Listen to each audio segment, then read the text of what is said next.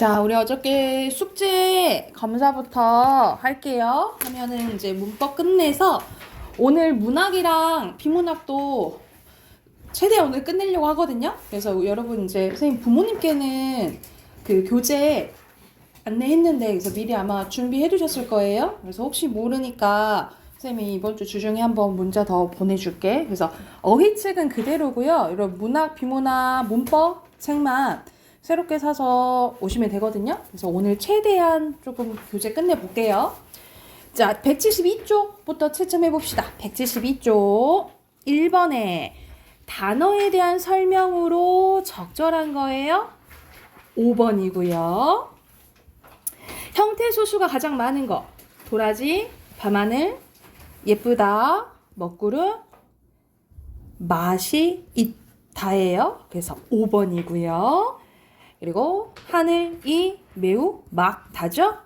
5번 아니고 4번이죠. 4번. 그리고 꽃과 나무가 많다. 이렇게죠. 알맞지 않은 것을 형태조는 1, 2, 3, 4, 5, 6 6개네. 1번이고요. 5번 실질 형태조로만 이루어진 거 1번입니다. 이렇게 요것들은 선생님 동그라미 친 건 접사고요. 밑줄 친 것들은 어미예요. 그리고 6번에 어근이 하나인 것은 2번이죠. 예쁘다. 나머지는 이렇게 나뉘어지죠. 이렇게 나뉘어지니까.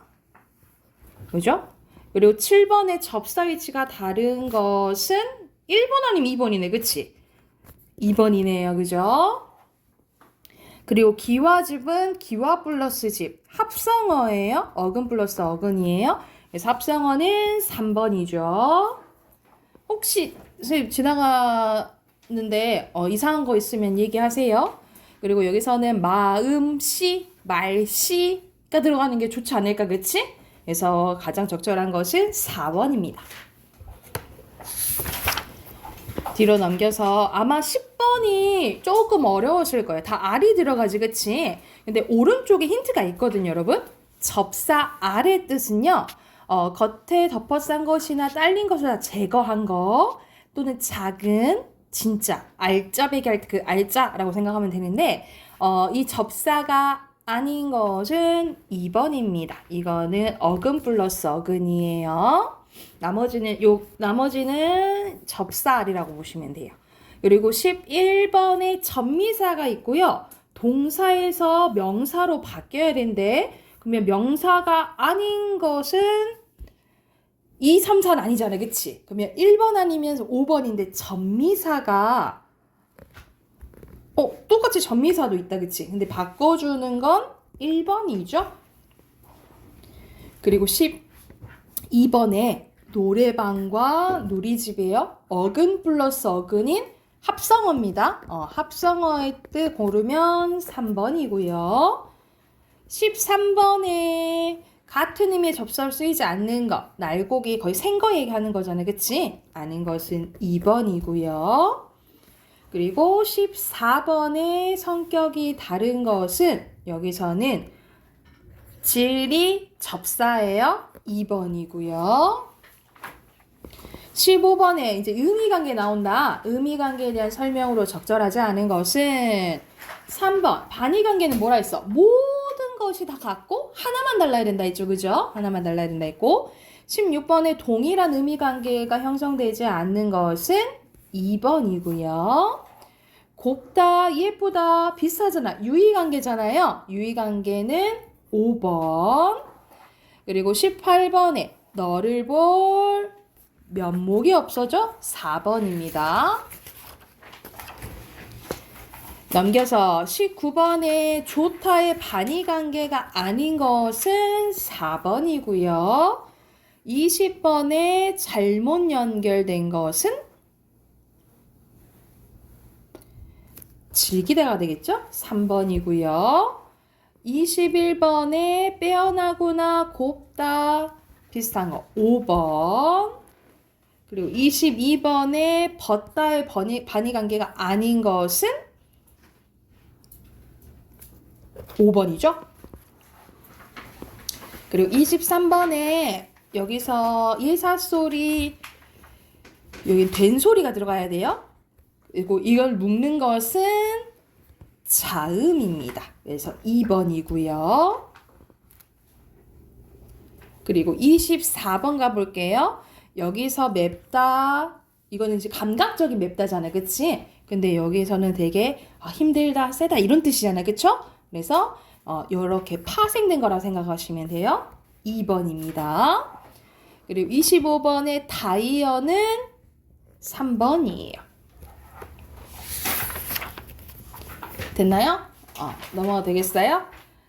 자, 26번에 호감이 간다. 비슷한 명의로 눈길이 간다. 5번이고요. 27번에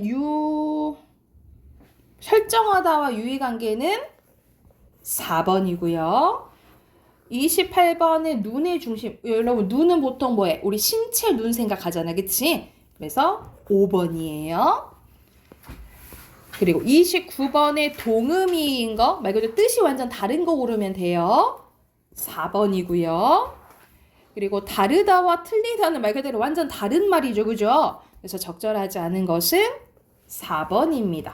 선생님도 가장 이거 좀 거슬리는 게 다르다고 해야 되는데 틀리다고 하는 경우가 많거든요. 근데 구별해서 쓰시고. 그리고 31번에 유의어는 4번입니다. 됐나요? 혹시 선생님 넘어간 것 중에 질문 있을까요? 괜찮아요? 우리 문법 끝났어요? 문법? 네? 안 돼요.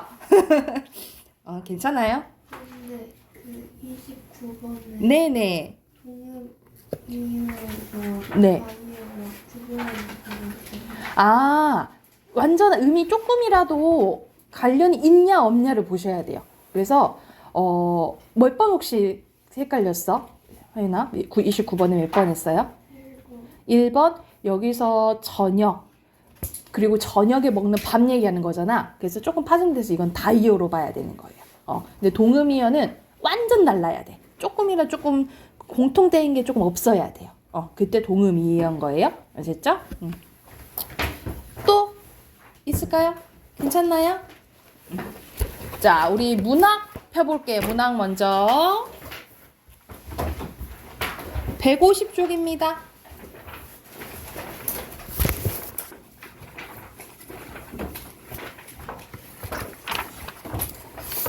여기 우리 이제 2 하는데 우리가 2, 3, 4 연달아 조금 해보고 최대한 오늘 조금 진도 좀 빨리 나가볼게요. 자, 150조 보면은 신영복의 당신이 나무를 더 사랑하는 까닭이거든요. 그래서 이것도 수필 중에 하나입니다. 특히 왼쪽 보면 현대수필 또 경수필인데 서간체 수필이라고 써져 있죠. 서간체는 여러분 무슨 뜻이라고 생각하시면 되냐면 약간 편지글 같은 거라 생각하면 돼. 편지 글이라 생각하시면 되고, 그리고 사색적이라고 나와 있는 사색은 무엇인가 깊이 생각하는 거라고 생각하시면 돼요. 그래서 제목이 당신이 나무를 더 사랑하는 까닭인데 왜 사랑한다라고 했는지 한번 봐볼게요. 오늘은 당신이 가르쳐준 태백산맥 속의 소나무 숲에서 이 엽서를 띄웁니다 하면서 이제 편지글처럼 나오죠. 아침 햇살에 빛나는 소나무 숲에 들어서니 당신이 사람보다 나무를 더 사랑하는 까닭을 알 것 같습니다. 200년, 300년, 더러운 500년의 풍상을 겪은 소나무들이 골짜기에 가득합니다. 그 긴 세월을 온전히 바위에서 버텨온 것을 이르러서는 차라리 경이었습니다. 되게 경이로웠다라는 거죠. 바쁘게 뛰어다니는 우리들과 달리 차이점이네, 그치? 오직 신발 한 켤레의 토지에 서서 이처럼 우람할 수 있다는 것이 되게 충격적이고 경이로웠대. 생각하면 소나무보다 훨씬 더 많은 것을 소비하면서도 무엇 하나 변변히 이루어내지 못하고 있는 나에게 소강리 솔숲은 마치 회초리를 들고 기다리는 엄한 스승 같았습니다. 라고 해서 여기서는 비유법 쓰였네요. 그래서 솔숲을 엄한 스승의 비유를 한 거예요. 그래서 이 나는 말 그대로 글쓴이 자신은 소강리의 솔숲을 보고 자기를 이제 성찰하게 됐다라고 보시면 되겠죠. 그래서 이제 이 솔숲을 보면서 자신을 되돌아보게 된 거야. 어젯밤 별 한 개를 쳐다볼 때마다 100원씩 내라던 당신의 말이 생각납니다. 오늘은 소나무 한 그루를 만져볼 때마다 돈을 내야겠죠. 그러니까 왜냐하면 돈을 내라는 의미는 무엇인가 얻으니까 그렇게 얘기를 했겠죠. 사실 서울에서는 그보다 못한 것을 그보다 비싼 값을 치르며 살아가고 있다는 생각이 듭니다. 언젠가 경복궁 보건공사 현장에 가본 적이 있었는데 일제가 파괴하고 변형시킨 조선 전공의 기본 공제를 되찾는 일이 당연하다고 생각하였습니다. 그러나 막상 오늘 이곳 소강리 소나무숲에 와서는 그러한 생각을 반성하게 됩니다. 경복궁의 복원에 소요되는 나무가 원목으로는 200만 재, 11톤 트럭으로 500대라는 엄청난 양이라고 합니다. 소나무가 없어져 가고 있는 지금에 와서도 기어이 소나무로 복원한다는 것이 무리한 고집이라고 생각됐다라는 거야. 수많은 소나무들이 베어져 눕혀진 광경이라니 감히 상상할 수도 없습니다. 그것은 이를테면 고난에 참 몇백만 년의 세월을 잘라내는 것과 마찬가지입니다. 그러니까는 당연히 우리가 경복궁 복원하는 건 당연하다고 생각하고 우리 보통 문화재를 복원해야 되니까 당연하다고 생각하잖아. 근데 지금 귀하디 귀한 소나무를 그렇게까지 쓸 필요가 있을까? 그렇게까지 자연을 해칠 필요가 있을까? 이런 생각을 하게 됐다 이 말이에요. 우리가 생각 없이 잘라내고 있는 것이 오직 소나무만이겠습니까? 이 소나무 말고도 잘라내는 것들이 많다는 거죠. 훼손하는 게 많다 이 말이야. 일부러 의문문 형식으로 폈네. 여기서는 서리법이고요. 그리고 이 소나무 말고 또 다른 곳에도 다 적용을 하는 거야. 없어도 되는 물건을 만들기 위해서 없어서는 안 될 것들을 마구 잘라내고 있는가 하면 아예 사람을 잘라내는 일마저 서슴지 않는 것이 우리의 현실이기 때문이다. 이러한 현실을 지금 뭐 하는 거예요? 비판하는 거지 지금. 우리가 살고 있는 이 지구의 유일한 생산자는 식물이라던 당신의 말이 생각납니다. 동물은 완벽한 소비자입니다. 식물은 생산자라면 말 그대로 동물은 소비자라는 거죠. 쓰기만 한다 이 말이지. 훼손하기만 한다 이 말이야. 그 중에서도 최대의 소비자가 바로 사람입니다. 사람들의 생산이란 고작 식물들이 만들어 놓은 것이나 땅속에 묻힌 것을 파내어 소비하는 것에 지나지 않습니다. 쌀로 밥을 짓는 일을 두고 밥의 생산이라고 할 수 없는 것이나 마찬가지입니다. 생산의 주체가 아니라 소비의 주체이며 급기야는 소비의 객체로 전락되고 있는 것이 바로 사람입니다. 자연을 오로지 생산의 요소로 규정하는 경제학의 폭력성이 이 소강리에서만큼 분명하게 부각되는 곳은 없을 듯 합니다. 라고 나오죠. 우리 한 장 더 있거든요. 뒤로 넘겨보세요. 자, 산판일을 하는 사람들은 여기서 산판일은 나무 베는 일을 생각하시면 되겠죠. 큰 나무를 베어낸 그루터기에 올라서지 않는 것이 불분율이라고 되어 있다고 합니다. 그러니까 사람들이 전혀 올라서지 않는데 왜 그러냐면 잘린 부분에서 올라오는 나무의 녹이가 사람을 해치기 때문입니다. 안 좋다 이 말이지 사람한테. 어찌 노하는 게 소나무 뿐이겠습니까? 다른 것도 마찬가지다 이 말이죠. 여기도 또 서리법 나왔네 그지? 온 산천의 아우성이 들리는 듯합니다. 당신의 말처럼 소나무는 우리의 삶과 가장 가까이 있는 자리에서 우리와 함께 풍상을 겪어온 혈육 같은 나무입니다. 직유법, 비유법 나왔네. 사람이 태어나면 금줄에 솔가지를 꽂아 부정을 물리고 사람이 죽으면 소나무관 속에 누워 솔밭에 묻히는 것이 우리의 일생이라 하였습니다. 그리고 그 무덤 속에 하늘 달래주는 것이 바로 은은한 솔바람입니다. 솔바람뿐만 아니라 솔빛, 솔향 등 어느 것 하나 우리 정서 깊숙이 들어와 있지 않은 것이 없습니다. 그러니까는 우리의 일생과 더불어 지금 같이 살고 있는 게 소나무다 이 말이에요. 더구나 소나무는 고절의 상징으로 우리가 소나무는 잘 안 변하잖아. 다른 우리가 보통 겨울 되면 낙엽 지고 우리가 앙상하게 되고 이제 단풍 지고 막 하잖아. 근데 소나무는 잘 안 변하잖아요. 그렇죠? 그래서 보통 변하지 않는 마음 지조, 절개를 의미하는데 이 고절의 상징으로 우리의 정신을 지탱하는 기둥이 되고 있다라는 거예요. 금강송의 고든 둥치뿐만 아니라 암석질 굽고 뒤틀린 나무에서도 우리는 고든 지조를 읽어낼 줄 압니다. 오늘날의 상품 미학과는 전혀 다른 미학을 우리는 일찍부터 갖고 놓고 있었습니다. 나는 문득 당신이 진정 사랑하는 것이 소나무가 아니라 소나무 같은 사람이 아닐까라는 생각이 들었다라는 거지. 그래서 함부로 해치지 않고 그리고 항상 올곧고 이런 걸 이제 지향하는 것이 아닐까라고 생각하게 된 거야. 메마른 땅을 지키고 있는 수많은 사람들이라는 생각이 들었습니다. 문득 지금쯤 서울 거리에 자동차 속에 앉아있을 당신을 생각했습니다. 그리고 외딴 섬에 갇혀 목말라 하는 남산의 소나무들을 생각했습니다. 남산의 소나무가 이제는 더 이상 살아남기를 포기하고 자손들이나 기르겠다는 체념으로 무수한 솔방울을 달고 있다는 당신의 이야기는 우리를 슬프게 합니다. 더구나 그 솔방울들이 싹을 키울 땅마저 황폐해버렸다라는 사실이 우리를 더욱 암담하게 합니다. 그러나 그보다 더 무서운 것은 아카시아와 화렵수의 침습이라니 놀라지 않을 수 없습니다. 요것들 때문에 또 소나무가 피해를 본다 이 말이에요. 척박한 땅을 겨우겨우 가꿔놓음에 인해 다른 경쟁 수들이 쳐들어와 소나무를 몰아내고 만다는 것입니다. 무한 경쟁의 비정한 논리가 뻗어오지 않는 곳이 없습니다. 그러니까 이 소나무한테도 그렇고 사람도 그렇다라는 거지. 나는 마치 꾸중 듣고 집 나오는 아이처럼 또 직유법 쓰였네요.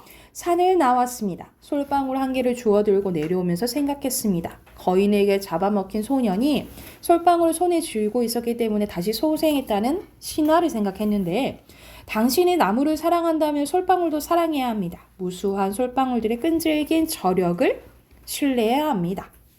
여기서는 솔방울을 사랑해야 된다라고 얘기를 하는데 왜냐하면 이 솔방울들이 또 이제 퍼뜨려져서 나중에 소중한 다 소나무가 되는 거잖아요. 그치? 그래서 이런 것들을 다 좀 더 지키고 희망적으로 생각을 해야 된다라는 거예요.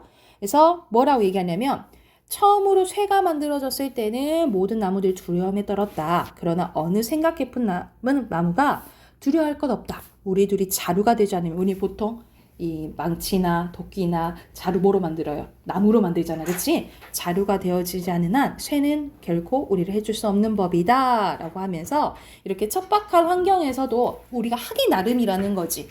그래서 이러한 부정적인 것들을 조금 지양하고 되게 불필요한 것을 해치지 않는 것에 대해서 성찰한 내용이라고 보시면 될 것 같아요. 그래서 앞으로 가서 우리 주제 옆에 쓰고 해당하는 문제 풀어볼게요. 주제는 인간의 소비 행태와 무한 경쟁의 논리가 지배하는 현대사회 비판이라고 보시면 돼요. 인간의 소비 행태와 무한 경쟁의 논리가 지배하는 현대사회에 대한 비판이 드러난 수필이에요. 그래서 151쪽부터 154쪽까지 풀면 되겠죠? 154쪽까지 풀고 답 확인해 봅시다.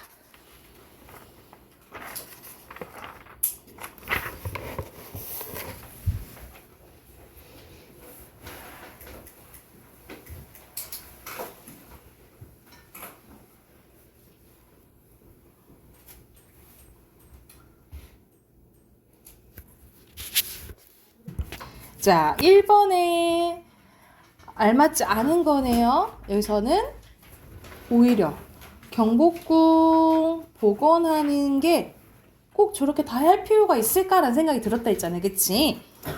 아니죠? 4번이고요.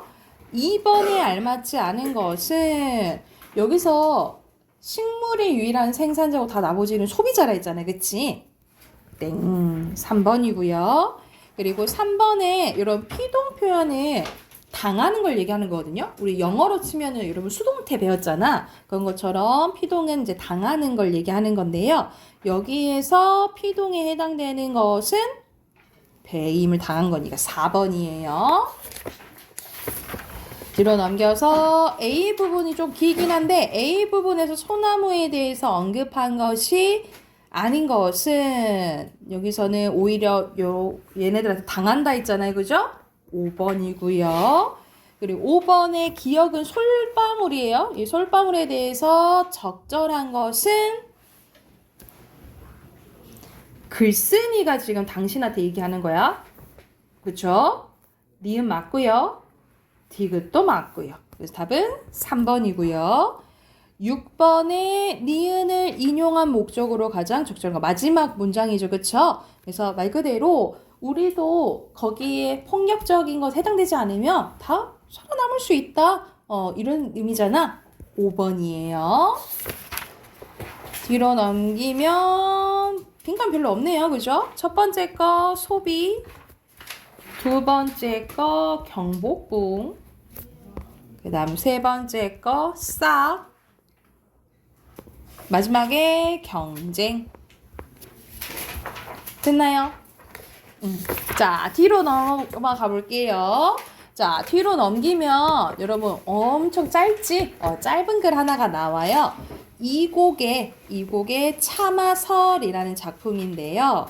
자, 여러분 설 하면은 뭐 생각하면 되냐면 이건 고전 수필의 종류 중에 하나거든요. 그래서 옛날 거야, 여러분. 옛날 거. 그래서 설 하면 2단 구성을 갖고 있는데 이 2단 구성이란 건 뭐냐면 말 그대로 경험 플러스 깨달음이 나와요. 경험 플러스 깨달음 2단 구성이 이제 나오는데 말 그대로 자신이 한 경험 그리고 여기서 딱 깨달은 거 이런 구성으로 여기서 짤막하게 나온다라고 보시면 돼요. 그래서 한문수필 중에 설이라고 보시면 되고요. 그래서 제목도 설로 끝나고 참아라는 뜻은 여기서 말맞자예요. 말을 빌린 이야기예요. 그래서 이 말을 빌린 이야기로 뭘 깨달았는지 한번 봐볼게요. 나는 이 곡이겠죠? 나는 집이 가난해서 말이 없기 때문에 간혹 남의 말을 빌려서 타곤 했는데 그런데 노둔하고 야윈 말을 얻었을 때는 일이 아무리 급해도 감히 채찍질을 대지 못한 채 금방이라도 쓰러지고 넘어질 것처럼 전전긍긍하게 일수요. 개천이나 또랑이라도 만나면 또 말에서 내릴 보냈대. 얘네 말이 이게 좀 시원찮으니까 그런 거지, 그치? 그래서 후회하는 일이 거의 없었대. 반면에 상반된 경우야. 말굽이 높고 기가 쫑긋하며 잘 달리는 준마, 좋은 말을 얻었을 경우에는 의기양양해서 방자하게 채찍을 갈기기도 하고 고삐를 놓기도 하면서 언덕과 골짜기를 모두 평지에 간주한 채 모두 유쾌하게 질주하곤 했다. 그러나 간혹 위험하게 말에서 떨어지는 환란을 면치 못했다.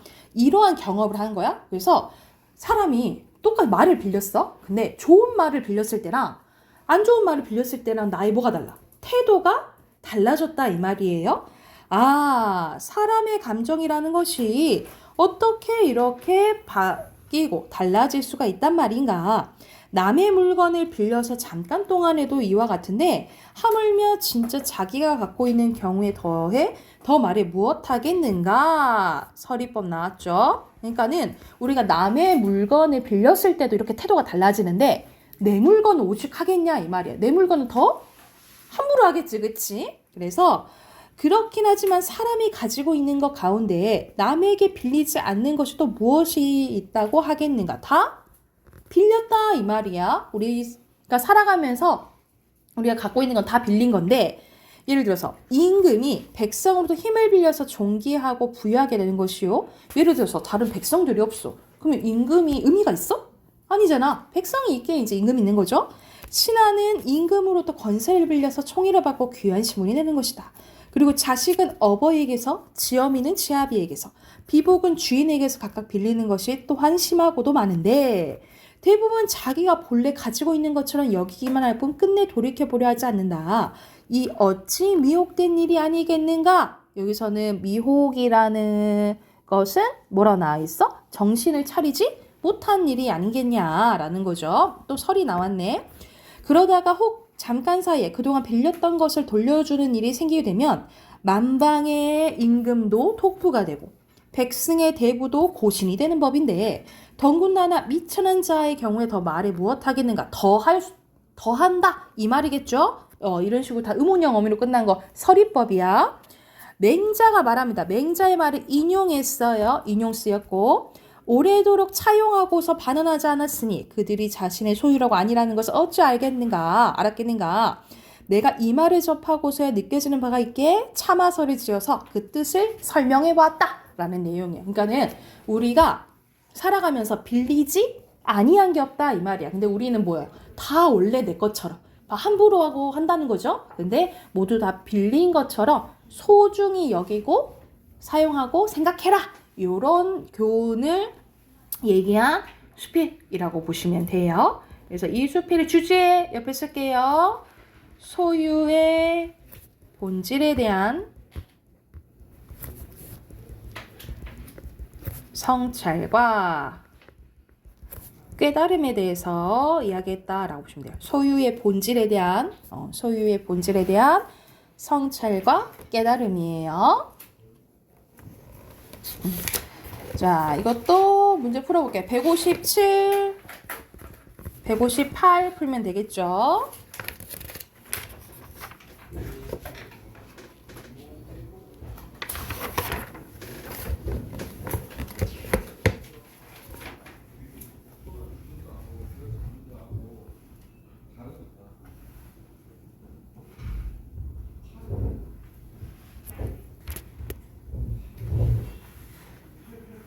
자, 1번에 서술상의 특징으로 알맞지 않은 것은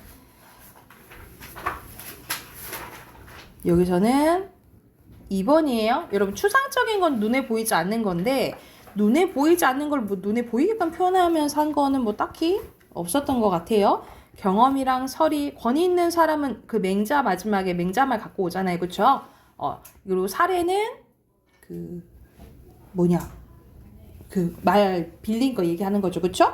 2번에 적절한 것은 사람은 마음이 이랬다 저랬다 한다는 거죠. 그쵸? 2번이고요. 자, 3번은 그 유명한 법정 스님의 무소유라는 책의 일부, 수필 일부분이거든요. 그래서 여기서는 말 그대로 무소유 해야 된다는, 소유하지 말아야 된다라는 거에 오히려 소유하지 않을 때 자유로워질 수 있다 이런 말이거든요. 그래서 여기서 적절한 것은 다 소유의 본질에 대해서 말하고 있는 거죠. 4번이에요.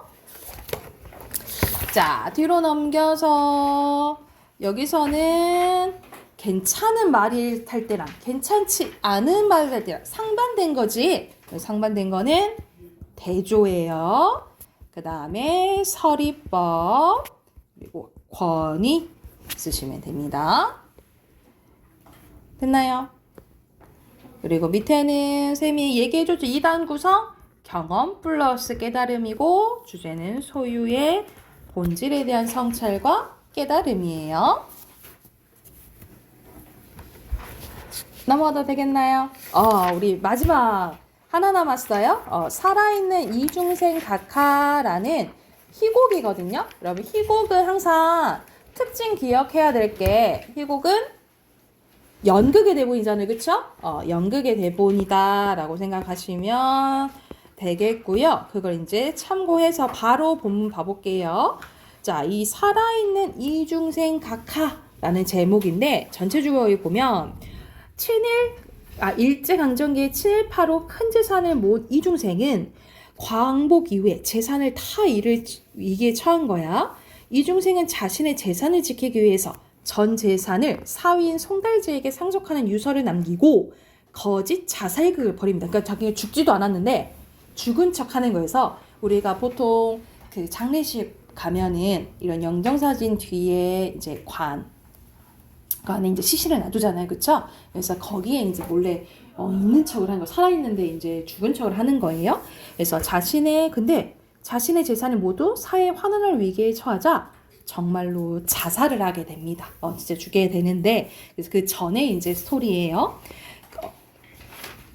전화벨 소리가 울리고, 여기는 지금 장례식장이야. 네네, 잠깐 기다리세요. 아버님, 전화 받으세요. 지금 이중생은 죽었잖아. 근데 옆에 있다고 지금 바꿔주려는 거야? 에이키, 죽은 내가 전화를 받는단 말이냐? 참. 네, 알겠습니다. 누구한테서 온 거야? 임 선생님하고 최 변호사님하고 오신다고요? 국회 특별조사위원회 김 의원 한 분도 같이 오신답니다. 이야, 저분들 들여서 손가락 발가락 달싹 못하고 있으려니 신경이 칼날같이라는 건 그래? 그래, 김 의원 한 사람밖에 안 온댔어? 딴 얘기는 없는데요? 여기서는 아마 형이에요. 너 어서 들어가거라. 수위 있는 놈과 상복한 놈을 마주보고 보기야 으스사구나. 참, 네, 이적군 형님, 금방 여기 앉아서 있는 것들이 홍주사, 변주사, 김주사 아니요. 글쎄 초면 인사에 기억이 잘 안 된다. 다시 오거들라 아예 술상 내주지 마슈. 나 죽기를 기다린 놈들이야. 홍가놈은 전쟁 전에 오픈 변으로 3만 원 가져가고 오늘까지 이자 한 푼 안 들어왔습니다. 자네 잊지 말고 기억해도 김가놈은 금전판인 종로에 있는 내 가게를 쓰고 집세라곤 다달이 5천 원 들여놓고 시침을 떼는 놈이고 병가놈은 어물판 구전 5만 원에 노나 먹기로 약속하고 2달째 얼씬도 안 턴 놈이라고. 유서에 써놓은 거 깜빡 잊었군. 기억해뒀다가 이후라도 다시 오거들랑 최근에 받아. 알았어? 하고 이제 얘기하는 거지. 아니 제가 그런 걸 그러고 또 한 번 얘기하더만 유산이니 재산이니 그런 얘기랑 딱 잡아내고 말 말어. 내가 옆방에서 듣고 있지만서도 도시 모른 척하고 잠자코 있으란 말이야. 자넨 그런 것 아무랑 아랑곳할 리도 없지만 대꾸하던 큰일 저지를 테니 알았어? 그러니까 재산에 대해서 누가 묻거든 아무 말도 하지 마 하고 사위한테 이제 얘기를 하는 거야. 쉿 누가 나온다. 이카 하면서 관가 손님이 오십니다. 응? 벌써 와? 아범은 어서 들어가 주한상을 탐탁히 봐 내오게. 술은 저 뭐라고 했지? 양인들이 먹는 거 그게 상등이라니 그걸 내오고 안주도 선별해서 입맛을 당기고 챙길 건 주인 만행 보고 였죠. 그러니까 이제 손님 온다니까 지금 대비하는 거죠. 네네 걱정 마세요. 아침부터 차려놓고 기다리고 있는 걸요. 공사관 분멍하신데 이처럼 오시 황송합니다 하고 지금 누가 온 거야? 임표은과 최 변호사, 김희연 이 세 사람이 이제 오게 된 거예요. 그래서 이 사람들이 와가지고 제안을 하게 됩니다. 그 제안 그냥 뒤에 한번 봐볼게. 뒤쪽에 넘겨보세요. 조용히 선생을 찾아 드릴 말씀이지만 고인의 유지도 그러하시니 우리도 그 유지를 존중하는 의미로 송 선생님의 의사를 충분히 참고해서 행정당국과 사법당국에게도 되게 유리하도록 의견서를 제출할 아량이 있습니다. 돈이라는 건 필요하게 쓰고 유익하게 써야 되는 것이 아닙니까? 하면서 내가 여기서 이중생의 유산이 다 지금 걷어갈 지금 위기잖아. 근데 이제 김희원이랑 변호사가 와가지고 이 송달지 사위한테 제안을 하는 거예요. 이거 다 뺏길 바에는 좀 좋은 일 쓰는 게 어떠냐? 그 유산 가지고 좋은 일 쓰는 게 어떠냐라고 얘기를 하는 거야. 보건시설 같은 거 있지 않습니까? 선생이 의사라고 하시니 말씀하십니다만 보건시설? 네, 우리나라처럼 보건시설이 불충분한 나라도 없죠. 그야 그럴 것이 지금 포정은 저마다 도예지에서 개입하려고 했지만 주사한데도 돈 있는 사람만 맡게 됐고 돈 몇 한 있고 없고로 귀중한 생명이 왔다 갔다 하지 않았습니까? 무료로 치료해주는 국립병원이 있지만 아주 시설이 불충분하거든요. 해서 송달지가 의사니까 그 이야기를 듣고 솔깃한 거야. 그렇습니다. 내가 의사 공부를 시작한 것도 그런 의미에서 한 것이죠. 의사는 상업이 아닙니다. 하면서 이 송달지는 좀 이 장인어른이 이중생각하면 좀 달라요. 잘 알겠습니다. 판결 결과가 이렇다 저렇다 경솔하게 말할 수는 없으나 송 선생님의 생각을 관계 당국에 보고해서 고인의 재산을랑 특별히 이 방면에 쓴 게 어떻습니까? 라고 얘기를 하는 거예요. 고인의 재산을 어디다 써요? 그거 아니올시다. 고인의 생각 그렇지 않습니다. 좀 더 천천히 의논해가지고 결정을 하시지 하고 옆에서 이제 최 변호사가 좀 말리는 거야. 그야 물론 당국에서 가부간 집행할 일이지 여기서 성질의 것은 아니지요. 아니올시다. 그런 의미가 아니고 고인의 가족, 이를테면 고인의 마누라, 그러니까 바로 여기 앉은 상속인인 송 선생의 장모도 계시고 그의 딸도 있고 다시 말할 것 같으면 송 선생님의 부인도 있고 아들도 있고 그렇지 않습니까? 그 가족들의 생각도 알아봐야죠. 그렇게 되지 아마 송 선생? 네, 제 의견만으론 그렇고 말고 가족들의 의사도 참작해야지. 잘 아실 분이 일부러 오해하시는 것 같구만요. 사기, 배임, 공금횡령, 탈세, 공문서 위조 등 법적으로 청산하면 고인에게는 아무런 재산도 남지 않은 것을 잘 아실 텐데 그러니까는 가족들이 왈가왈부할 재산이 있지는 않다. 근데 그거를 좋게 쓰려고 한다 라고 얘기를 하는 거예요. 그렇겠지만 개인 재산이야 침해할 수는 없잖아요. 더욱이 이 양반이 양도된 이상 이 양반에게 그렇게 우리는 이중생 자신이 이미 자기의 죄를 자각하고 국민으로서 모든 권리 의무를 포기하였으므로 고인의 소유였던 재산을 법적으로 처리하기 전에 우선 상속자인 송 선생님의 의견을 참고하겠다는 게 아닙니까? 만일 가족의 가운데 불만을 가진 분이 계시면 자기 죄가에 자인하고 입증하는 고인의 유설랑을 없애버리고 이중생을 다시 살려내 가지고 상속자인 송다이지 씨를 걸어 고소라도 하시죠. 그러니까는 지금 그 가족들은 왈가왈부 그 권리는 없다. 만약 이 재산에 대해서 얘기하고 싶으면 이중생을 살려내. 이중생 보고 직접 고소하라고 해. 이렇게 이제 얘기를 하는 거예요. 그러니까 이 얘기를 듣고 있는 이중생은 답답해 돌아버리겠는 거야. 원래는 그 재산을 지키기 위해서 지금 이렇게 거짓 그 자살극을 벌였는데 이 진짜 자기 재산 다 잃게 생긴 거예요. 그 상황인 거야. 그래서 넘기면 한 쪽 더 있어요. 그래서 자기 아들한테 얘기를 합니다. 하시가 그래서 그놈들이 나를 아주 몰입꾼 사기 행용으로 몰아내는구나. 그러니 죽은 신용을 해야만 집 한강이라도 건져낼 줄 알았구나. 왜 폰폰이 모아 대대로 몰려오던 재산을 그놈들에게 털거덕 내주냔 말이다. 왜? 뺏기냐 말이다. 그래갖고 가진 국리를 다 했다는 게 이 꼴이 됐구나. 에이 갈아먹어도 시원찮은 놈. 최 변호사 그놈들 그저 한몫 볼 생각이었지. 하시가 이제 집도 돈도 없고 아무도 없는 벌거숭이다. 내게 소송할 데도 없고 말 한마디 할 데도 없게 됐구나. 네 매부놈이 다 후려먹었다. 저놈들 우리 살림 뒤집어 엎었어 하시가. 아버지 오냐 하시가. 제가 하식인 거 알겠습니까? 제 이야기 왜 하나도 묻지 않았습니까? 아 오참 그래 너 얼마나 고생했니? 일본인에게 끌려가 죽을 고생하다 그것도 모자 우리나라가 독립된 줄도 모르고. 그러니까 지금 시대는 이 일제강점기에서 지금 막 해방된 거지, 그치? 하태에서 10년이나 고역을 치르고 돌아온 하시교시다. 하태에서 아직도 아버지 같은 사람이 떠밀다시피 보낸 젊은이와 북한에서 잡힌 수많은 동포와 강제 노동하고 있고요. 딱 봐도 지금 하시기에는 아버지한테 뭘 갖고 있어? 불만 갖고 있는 거야 지금.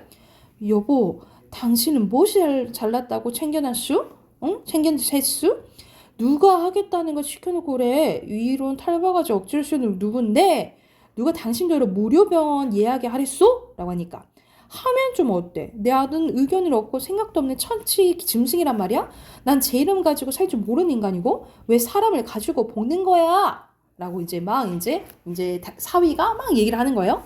하식이 내가 왜 자네 집의 재산을 물에 타 버리겠나. 재산도 귀하고 아버지의 명예와 지위도 소중하지만 어떻게 나라를 속이고 법을 어긴다 말인가. 그러니까는 송달찌는 이런 이제 신념이랑 정의랑 이런 것도 있는 사람인 거예요.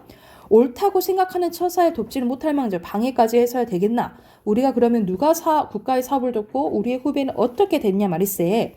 아버지 일만 해도 한 사람의 욕심과 주변으로 해결할 수 있는 문제인가? 더구나 나 같은 위인이 가운데서 무슨 일을 하고 묘한 꾀를 부리겠나. 또 아무리 내 장인이라도 그럴 필요가 있겠나 어디 있겠나. 나는 구변이 없어 말을 잘 못하네만 하여튼 아버지 같은 사람이 나서서 떠들 때도 아니고 장차로도 어떤 세력을 믿고 저 혼자 이익을 위해서 날뛰어서는 안 된다라는 거예요. 그래서 지금 이중생에 대해서 완전 비판을 직접적으로 하는 거죠. 그 사람들은 좋겠지만 진정으로 나라를 걱정하는 사람은 어떻게 되냐 말이지. 하식이 자넨 내가 장인을 두어오지 않는다고 나를 미워할 텐가? 그렇다고 장인을 고발할 수도 없는 놈이지만 하식이 난 어떻게 하면 좋단 말인가. 잘못이 있거들랑 기탄 없이 일러주게나 광대같이 상보리고 꾸벅꾸벅 졸고 있는 내 신세가 가려놓고도 밀어나지 하니까 형님 고정하십시오. 그러니까 매형한테 잘 알겠습니다.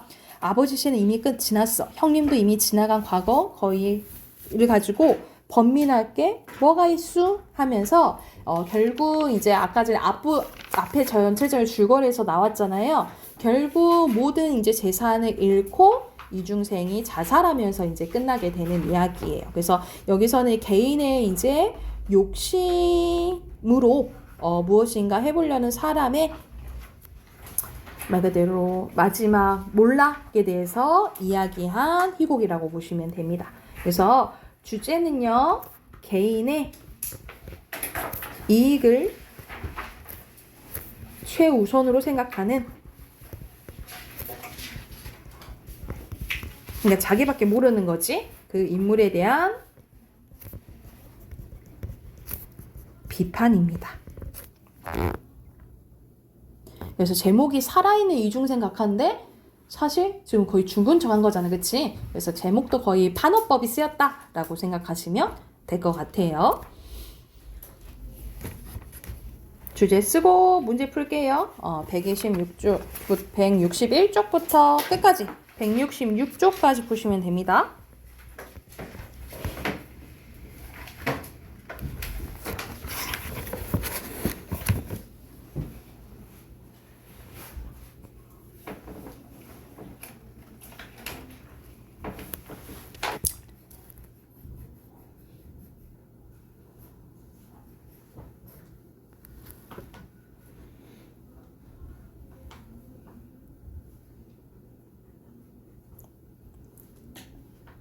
확인해 볼까요?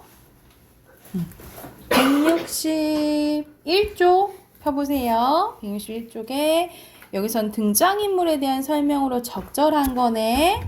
너무 쉽다, 그치? 1번이죠.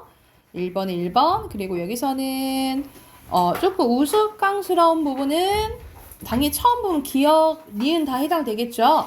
기억, 니은에다가 리을 부분 뭐 걸려서 넘어지죠? 이런 것도 우스꽝스럽게 보는 거야. 그래서 2번이고요. 자, 3번에 적절하지 않은 것은 2번이고요. 여기서 저항할 수 없죠. 왜? 죽은 쪽에 있잖아요. 그치? 넘겨서 4번으로 갈게요. 4번에 여기서 적절하지 않은 것은 여기서는 김희연은 정말 손떼지한테 엄청 나긋나긋하게 잘 말하고 있죠. 그쵸? 2번이에요. 다그치는 태도 아니고요. 그리고 5번이 여기서 적절한 것은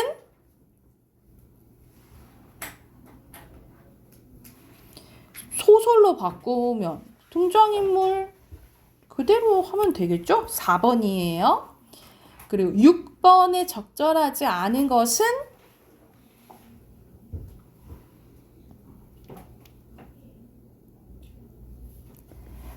1번이에요. 여기선 유혹에 넘어가지 않도록 충고하는 것이 아니라 그렇게 써야 된다라고 약간의 뭐라 해야 될까? 설득하는 거죠. 그쵸? 뒤로 넘겨서 7번에 적절한 거 5번 그리고 8번에 여기서는 사자성어 나와 있는데 거의 내용이 다 나와 있어요. 그리고 옆에도 아예 풀이가 다 되어 있네. 그래서 적절한 것은 4번입니다. 뿌린 대로 걷는 거죠. 그쵸? 그리고 9번에 적절한 것은 2번이에요. 됐나요? 뒤로 넘겨서 빈칸 순서대로 자신의 이익 또는 재산 쓰시면 돼요. 그 다음에 정의 밑에 죽음 여기서는 이중생과 같은 부정적인 인물을 조롱하고 비판, 고로 풍자하는 거예요. 그리고 왼쪽에 재산, 오른쪽에 환원, 마지막 비판입니다. 되나요? 문학도 끝. 문학도 끝. 우리 마지막 비문학 꺼내볼게요. 환원이 환원은 다 돌려줘요.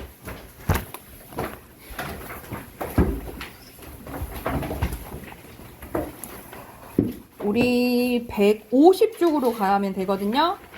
비문학 150쪽 우선 풀게요. 여러분 우선 하나만 풀어봅시다. 150쪽부터 153쪽까지 153쪽까지 우선 풀어볼게요.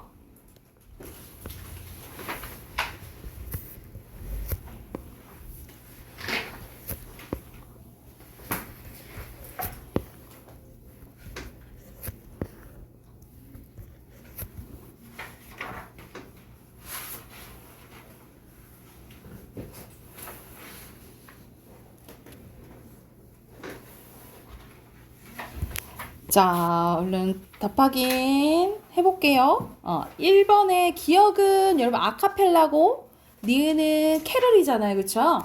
지금 좀 쉬웠는데 여기서 가장 적절한 것은 5번이고요.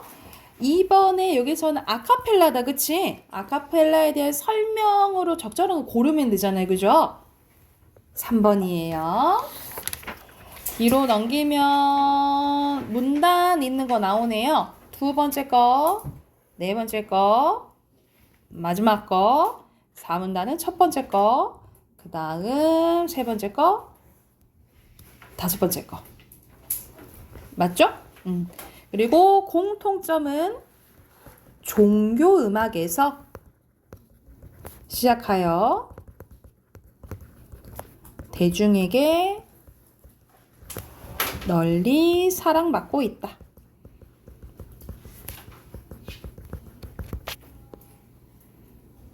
왼쪽은 아카펠라, 합창, 종교, 민속, 대중음악, 오른쪽에 즐거운 음악, 그 다음에 합창, 크리스마스, 종교입니다. 됐나요? 오른쪽에 어휘, 이렇게.